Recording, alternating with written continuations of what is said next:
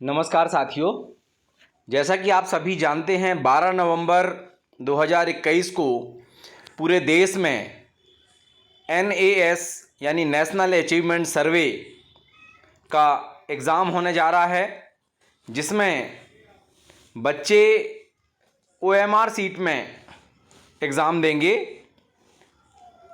Class 8 और class 10 के बच्चे और क्लास 3 और क्लास 5 के बच्चे भी OMR सीट में उनका भी एग्ज़ाम होगा, लेकिन वो FI फिल करेंगे। तो सबके बीच में आज ये शेयर करना चाहूँगा कि OMR में कौन कौन से कॉलम होंगे, कौन सी जानकारी भरी जानी है, कौन सी जानकारी कौन भरेंगे, और प्रत्येक विद्यालय जहाँ पर भी NAS का एग्ज़ाम होना है उन्हें कौन कौन सी जानकारी अपने पास रखना अनिवार्य होगी। तो आपको मैं एक नमूना OMR जो 2017 में national council of education research and training NCERT ने नेशनल अचीवमेंट सर्वे 2017 के लिए उपयोग किया था, इसको मैं आपको यहाँ दिखाऊंगा। यही OMR सीट इस बार भी प्रयोग होना है, जहाँ पे जो चेंजेस हैं मैं इसमें आगे आपको बताता जाऊंगा। इसे दो भाग में बांटा गया है, सेक्शन A और सेक्शन B। जो सेक्शन A है, entries to be filled by field invigilator. जो सेक्शन A की एंट्रीज है वो FI यानी फील्ड इन्विजिलेटर स्वयं करेंगे। स्कूल नेम, जिसमें स्कूल का नाम रहेगा और स्टूडेंट का नाम रहेगा, ये कॉलम भरना है। यूज़ ओनली ब्लैक और ब्लू बॉल पॉइंट पेन। सभी बच्चों को इसमें काला या नीला बॉल पेन का प्रयोग इसमें करना है। डू नॉट यूज़ इंक और जेल पेन। इंक पेन या जेल पेन का प्रयोग OMR सीट भरने के लिए नहीं किया जाए। There is only one correct answer for each question. While making your answer darken the circle which is correct answer as shown in the example below। आप ये देख रहे होंगे, इसमें निर्देशिका में ये निर्देश हैं कि प्रश्न पत्र में दिए गए सभी विकल्पों में से एक सही विकल्प है और उस सही विकल्प प्रश्न क्रमांक के सामने उस सही विकल्प में आपको गोला काला करना है, उसको डार्क करना है। उस सर्किल को, जो सर्किल दिया हुआ है, करेक्ट आंसर जो होगा उसके उस गोले पर। जैसा कि यहाँ एग्जाम्पल है, correct way in of making the answer. 4 गोले हैं, तीसरा नंबर का गोला बिल्कुल काला है। काला करते समय हमें ध्यान रखना है कि गोले का कोई भी भाग इसमें छूटे ना, और ना ही हमारा पेन गोले के बाहर जाए, इस बात का हमें ध्यान रखना है।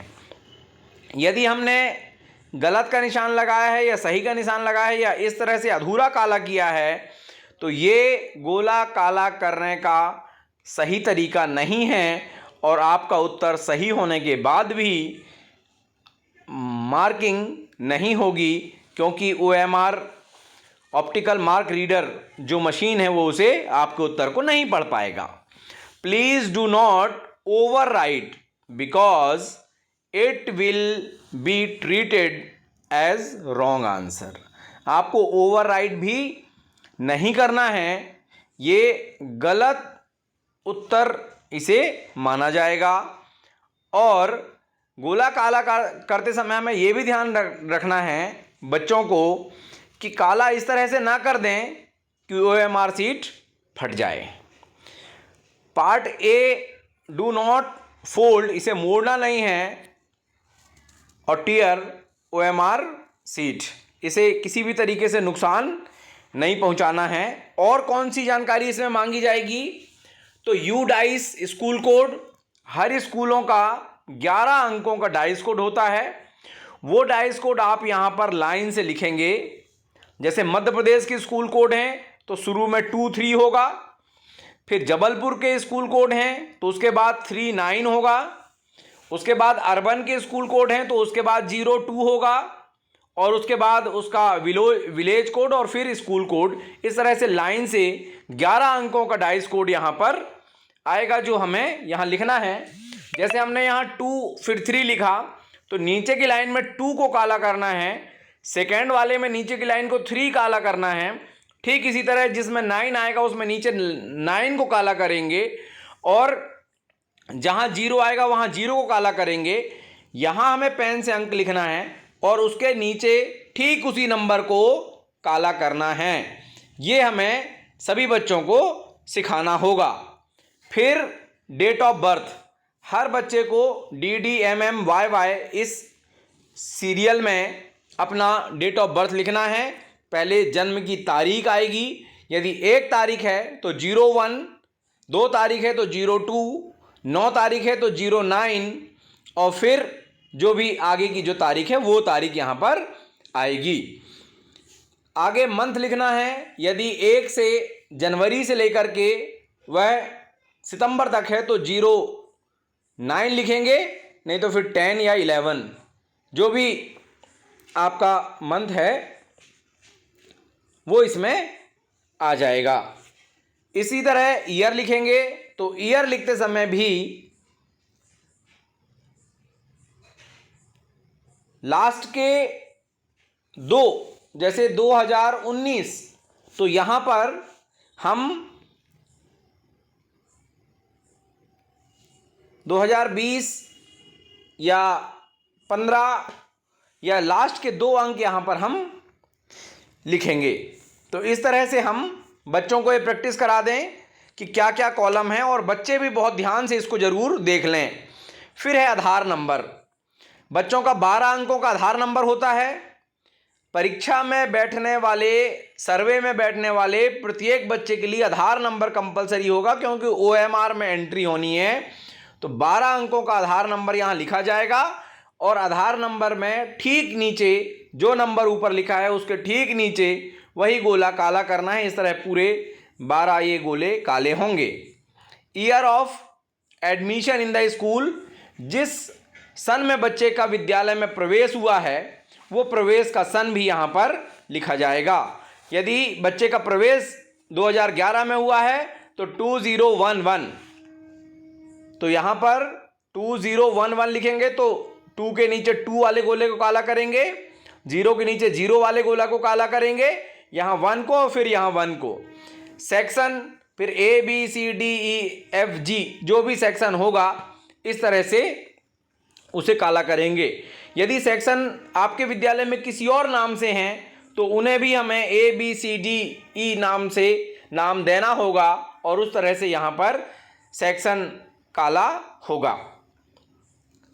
स्टूडेंट आईडी प्रोवाइड की जाएगी नेक्स्ट टीम के द्वारा। वो 01 से लेकर के 30 तक होगी क्योंकि एक स्कूल में 30 बच्चों का एग्जाम होना है। हर बच्चे को एक आईडी मिलेगी और वो आईडी यहाँ पर लिखनी होगी। फिर social group SC ST OBC general, जिस ग्रुप का बच्चा है वो लिखना पड़ेगा। CWSN यदि बच्चा है तो यहाँ लिखना पड़ेगा, यदि नहीं है तो इस कॉलम को छोड़ देंगे। और CWSN यदि है तो LD है या VI है या HI है, जो है वो इसमें लिखना पड़ेगा। फिर मीडियम आपका कौन सा मीडियम है तो ये यहाँ पर लिखना पड़ेगा कौन सा मीडियम है।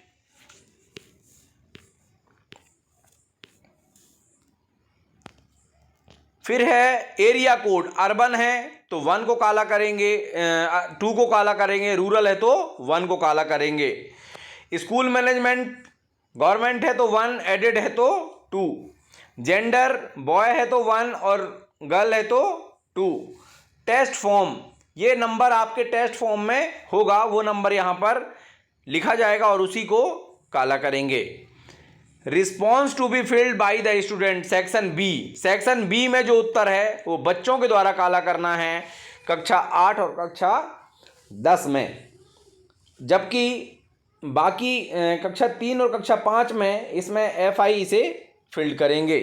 क्वेश्चन नंबर 1 का आंसर यदि 3 सही है तो 3 नंबर पे गोला काला करना होगा। यहाँ पे अभी जो आप अभ्यास कर रहे हैं उसमें answer A B C D में से आ रहे हैं, या आ बा सा दा लिखा है, उसमें आंसर 1 2 3 4 भी हो सकते हैं, ये हमें ध्यान रखना होगा, और ए बी सी डी में से भी हो सकते हैं। तो जो आंसर सही होगा उसमें हमें यहाँ पर काला करना है। और इस तरह से सभी सब्जेक्ट के प्रश्न पत्र लाइन से रहेंगे, क्रमशः रहेंगे, और क्रमशः हमें उन जो प्रश्न नंबर लिखा रहेगा उसके सामने जो उत्तर होगा उसमें हमें यहाँ काला करना पड़ेगा। यहाँ पर कुछ कोड दिए हुए हैं CWSN के। LD यानी लोकोमोटर डिसेबिलिटी, VI यानी विजुअल इम्पेयरमेंट, HI यानी hearing impairment, S&LD speech and language disability, ID यानी इंटेलेक्चुअल डिसेबिलिटी, और OTHD यानी अदर डिसेबिलिटी। और यहाँ पर इनविजिलेटर्स के सिग्नेचर होंगे। तो ये OMR सीट सभी के लिए बहुत महत्वपूर्ण है, और इसे सभी बच्चों तक पहुंचाएं ताकि OMR किस तरह का OMR इसमें प्रयोग किया जाना है और प्रत्येक विद्यालय तक पहुंचाएं, ताकि सब विद्यालय 12 तारीख को होने वाले नेस के लिए पहले से प्रिपेयर हो सकें कि उनके यहाँ जो नेस एग्ज़ाम होगा उसमें कौन कौन सी तैयारी हमें पहले से रखनी है। तो एक तो आधार नंबर, दूसरा स्टूडेंट का एडमिशन ईयर, तीसरा सेक्शन, स्टूडेंट ID, ये सारी चीज़ें इसमें भरी जानी है। तो इसकी तैयारी पहले से कर लें। 12 नवंबर को एग्ज़ाम में बैठने वाले सभी बच्चों को अभी से बहुत बहुत शुभकामनाएं। गुड लक कि मध्य प्रदेश इसमें टॉप 5 में ज़रूर आए। इस वीडियो को सभी बच्चों तक ज़रूर पहुंचाएं, सभी बच्चे इसे गंभीरता से ज़रूर देखें, टीचर्स भी देखें और अपने क्लास में इसे तैयारी कराएं। Thank you. यदि आपने अभी तक मेरे चैनल को सब्सक्राइब नहीं किया है तो प्लीज़ इसे सब्सक्राइब कीजिए, लाइक कीजिए, कमेंट कीजिए और अपने महत्वपूर्ण सुझाव दीजिए। धन्यवाद।